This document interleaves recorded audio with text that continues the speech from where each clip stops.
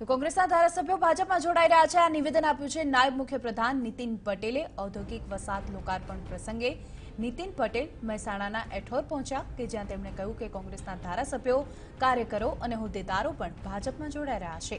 તો સરકારની કામગીરી જોઈને ભાજપમાં જોડાઈ રહ્યા હોવાનું નીતિન પટેલે જણાવ્યું। વધુમાં તેમણે કહ્યું કે ગુજરાતની વિકાસ યાત્રા આગળ વધારવા કોંગ્રેસના નેતાઓ જોડાઈ રહ્યા છે।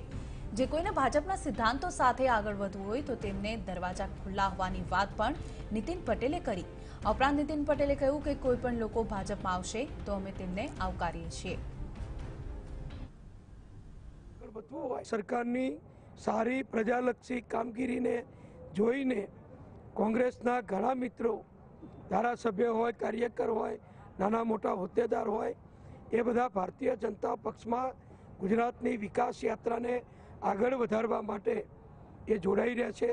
અમે હંમેશા કહ્યું છે કે જેમને ભારતીય જનતા પક્ષના સિદ્ધાંતોમાં, ભારત માતાની ભક્તિમાં, રાષ્ટ્રભાવનામાં જેમને પણ ભાજપના વિશ્વાસથી આગળ વધવું હોય એવા તમામ લોકો માટે ભાજપના દરવાજા